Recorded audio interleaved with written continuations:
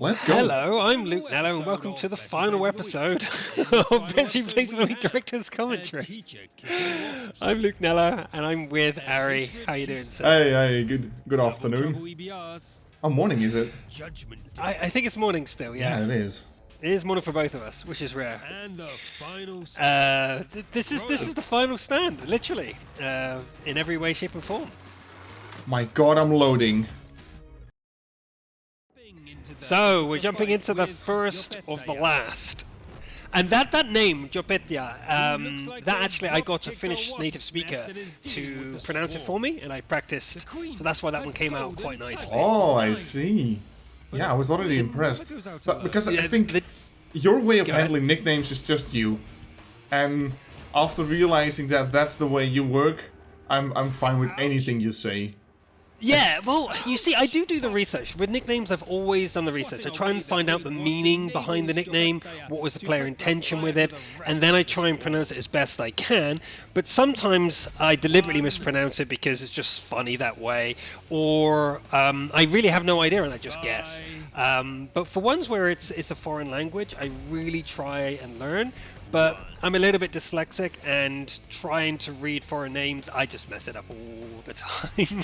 It's just really hard. Language is not my best. For the shot on the Panther 2, when he was killing the last Arties, the script says one by one, and then having to match the pace and the scene, and not make it look like discontinued.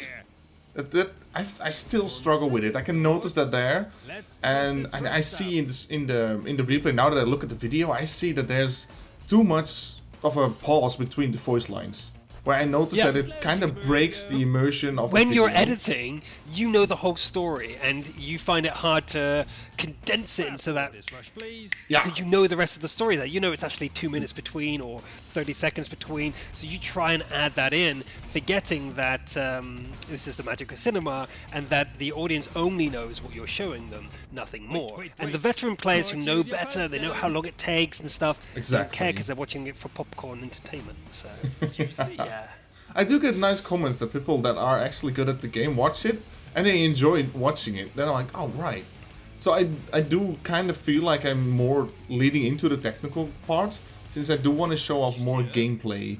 And yes, absolutely. And that's the key to making it brilliant, right? You've got okay and you've got brilliant. Okay is either technically good, where you just basically show the replay, or it's like the comedy is good, right? But to become great, you need to be able to show realistic and good gameplay, at the same time marry it together with entertainment, so that people who don't really care, just want to watch entertainment, they're entertained. People who actually want to learn, they're learning, and people who know the game so well aren't offended.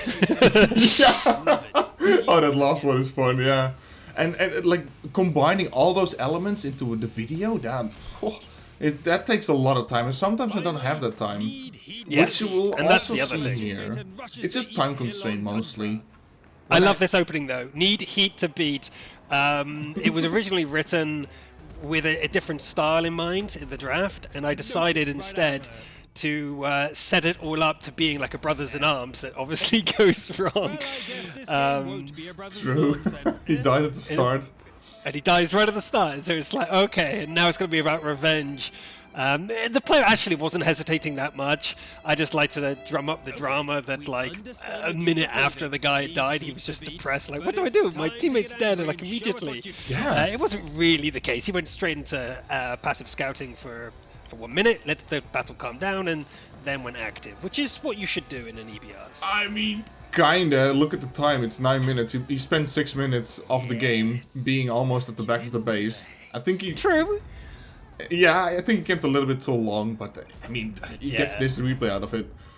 And here, magic of editing, he actually missed the shell on the E3. So cut that out so it makes him look way better. Yeah, because as long as he got the kill, that's what matters, right? But people would focus that he whiffed a shot at that key moment. Exactly. Would have ended the game right there if he had not killed him in that final shot. But, you know. Well, also, if the Gorilla was actually good at the game, he would have killed the EBR. Well, that's the case for most replays, really, isn't it? You've got to have an element of... otherwise, we'll be doing Clan Wars, right? If we wanted pro gameplay where every player was competent, you'll be only doing Clan Wars, high-level Clan Wars, or any sort of competitive tournament replays, right? That doesn't the look whole fun. fun of random games is that most of the enemy team and most of your team are retarded, and that's great. that's just the way it goes. I mean, half the time when I'm playing, I'm the retarded guy, so... I mean, the suboptimal plays working out, just like this one, it makes for a great replay. And that's also the magic of World of Tanks. Even if you're a bad player, you can make mistakes and get them, well, rectified by RNG. You get that high roll, you get that kill, you get that fire.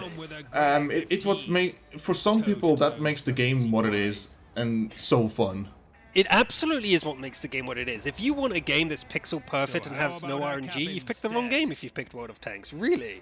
I always had this discussion with the esports players. Like, if you want it to be no RNG, well, you've got the wrong game. I mean, that's like CSGO. I mean, CSGO has no RNG at all, right? So, like, it's games, and I think League of Legends mostly removed their RNG as well because they wanted to go full bore esports. But World of Tanks is just a bit more forgiving and a bit more RNG based, which gives you those cool moments. This pissed me off when he drove out there and the Gorilla was looking right at him, and if the Gorilla had just pressed the fucking button and just clicked, he would have died, and that would have been game over and a loss. He really didn't know that, I think. That would have been the best loss ever. He secured a collarbone if he just should have stayed put. But no, he didn't. I was like, he's won, and then he drove out. I was like, no!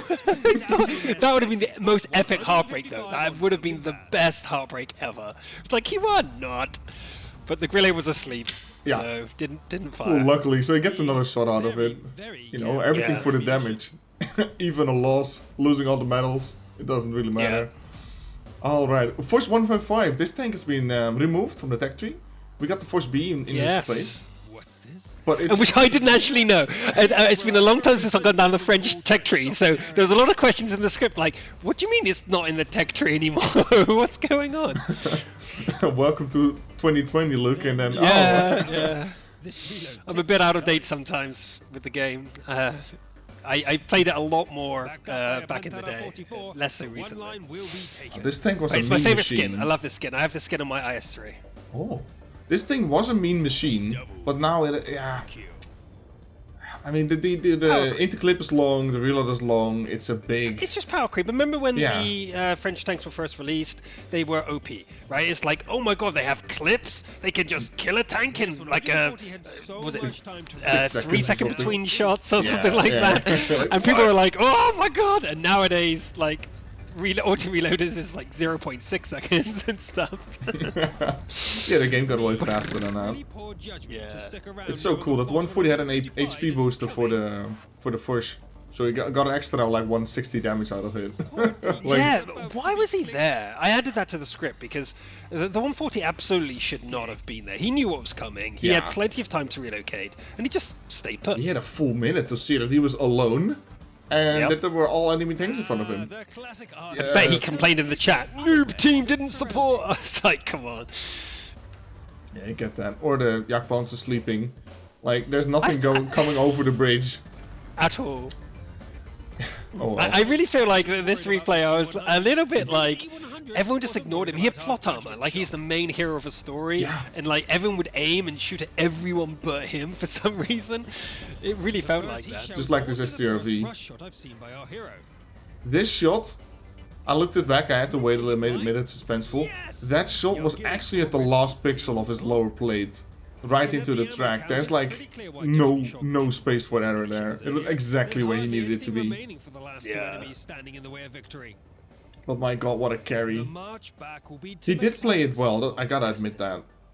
Like sometimes I'm editing no deny. and I see like everything. I see every tiny little mistake, and sometimes it just gets to me. I'm like, I'm texting Philip, why is this so bad? Yeah, But- I mean that's the hindsight stuff, right? When you watch a replay, being an armchair general, we have to try and think what was their intention, not what the result was, right? Yeah. So it's a case of sometimes we're watching a replay and they do something absolutely ludicrous in hindsight, and then you're like, what were they thinking? What were they trying to do? It may be a bad decision or suboptimal, but not everybody is a pro player, right? Not everyone is great, and we want to celebrate that. True. Right, on to the next one. Funnily enough, it's the same map. So from Mount Yes, from the other side. Yeah, from the other side. If That was only really this nice. Progetto would be facing the Force 155, it would have turned way different for both of them. Yeah.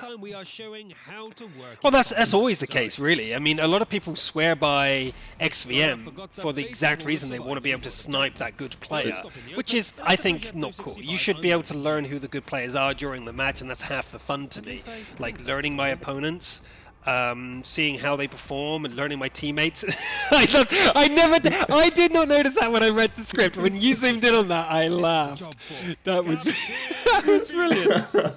That is classic World of Tanks. People pushing each other, and you're like, what is going on? Why are you pushing him? There's no clue, but hey. I didn't notice what the music was for the scene. Like, I edited everything without music still. Still sucks. Yeah, but then I heard this music, and I'm like, well, that sounds pretty funny. But sometimes it's hard to fit the music because it's nicer to edit with music in mind because it makes it a bit more punchy. And when the music is picked afterwards, sometimes it feels a bit disconnected because the tone of the recording was slightly different. I feel like it's also harder because I like to match then certain cuts with music. So it really feels like the music is there and not on the background. That is the only thing that I really miss when in Best Replays of the Week is absolutely part of the background. It's never part of the tempo because we don't know it. It's picked afterwards for whatever logistical reasons. Oh god, what a great voice there. It's like you were in a radio. It was like I was in a radio. Wow, wow, wow. This situation though is brilliant. I mean, look at the map. Look how many enemy tanks. And 11. Everyone here is critical. It's not just the Progetto, but everyone here makes this possible. So there's props to the other two players doing what they need to do in an impossibly difficult situation. But the enemy team not understanding where the Progetto was, probably because of overconfidence. I think so. Yeah, the T-49 especially. You get like double clippers on the hill. Yaktiger, like drawing the attention from the enemy team. He's just playing great. And the wreck of the T-49 nicely blocking the line of sight with the IS-7. But I mean, Out-Hero has a couple derp shots like that. Yeah, well, I can't imagine his heart rate at this point, Yeah. honestly. I would be shitting myself as well. No, seriously, you see people like making derpy shots, and you gotta realize that they're probably losing it. Like, oh my god, oh my god, oh my god, oh my god. But this guy is he does a great thing. I love his decision where he just decides to charge the enemy. Basically, he's like, you know what? I'm surrounded. I'm gonna break out. And I'm going to charge one flank, which is absolutely the thing to do if you're surrounded. But just the balls it takes to not sit in this winning position that he's had for so long and drive at one of the flanks is... the guy had balls of steel. I mean, but after so long, like he was sitting there for 3 minutes firing, everybody knows that he's right there. So he got to make a play. But the play that he makes, this one, where he just charges the UDS, the Waftrekker and the other one, the TVP, what a play. Pop, pop, pop. And it was just like, that's what you do. And I was like, yeah, he's won. And oh shit, there's actually 2 enemies left. Yeah, he hasn't won yet. Let's go back. But this is such an easy kill. I couldn't believe how easy this kill was for him. Oh yeah, for him, I was about to say, like, this looks like one of the hardest kills I've ever seen. Like, the cupola is really small, and then he gets the snapshot. Oh my god. Just like pop, pop. And he makes it look so easy. Yeah. But you know, it's like at the end of the game, he's a one-shot. His turret has no armor, so any shot will pen. Yep, any shot. So yeah, that's nerve-wracking. The way that he gets off with that, that's great. ending with the AFK, and I added the line to like people to don't hate on this because it's a case of sure one guy disconnects or crashes or whatever, but it happens. You don't know if one of his teammates had disconnected during the battle and he lost one tank because of that. So yeah, it's just something that happens. Maybe his computer crashed and he couldn't get back on. Like there could be many reasons. Absolutely. Right. That was the last one, I believe. Yes, it was. That was the final best replay of the week, I believe. Captain Felix gets the honors. Yeah. Yeah. Real honoring. Congratulations, Captain Felix. Right on. That was best tip of the week, and that was our director's commentary. Now we go into the outro talk about what happened afterwards. Well, people probably want to know why that was the last episode, and the answer simply is I've never actually worked for World of Tanks.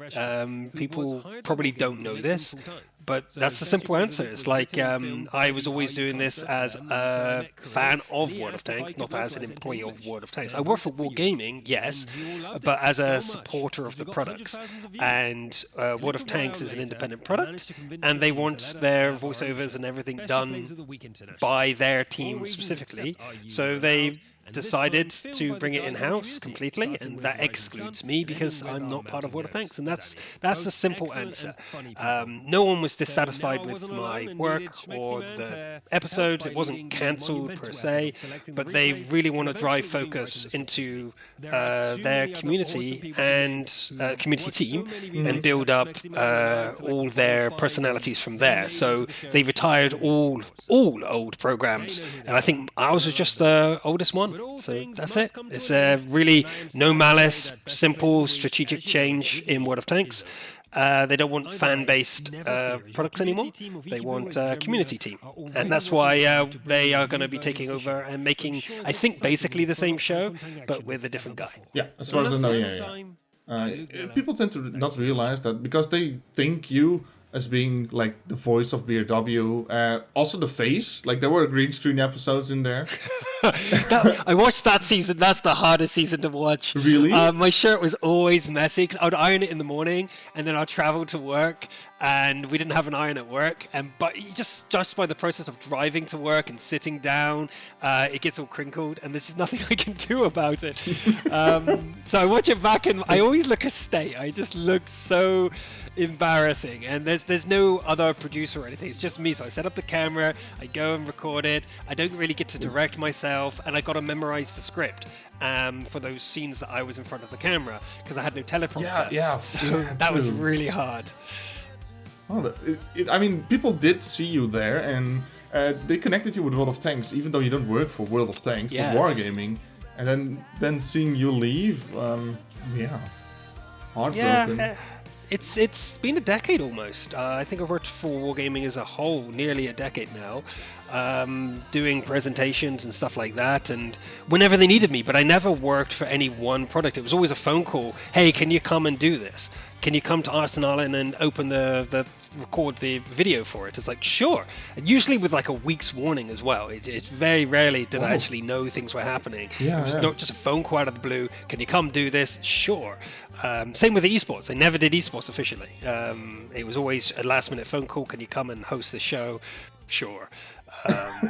Yeah, really. There was, with exceptions of the WG Fests. The WG Fests were the big exceptions where I was brought in as a producer to help the team, form the team, the people who would be presenting, and help them present, and then step in when necessary. Hopefully not, but if necessary, to come in and encourage the people who were there. And I'm sure the people who worked with me there would understand. I mean, I think we worked with Annihilator and even Mojo and Geordie, if he wants to admit it. But guiding them through when they're struggling and they're not understanding what to do, and giving them advice behind the camera, trying to tell like when things should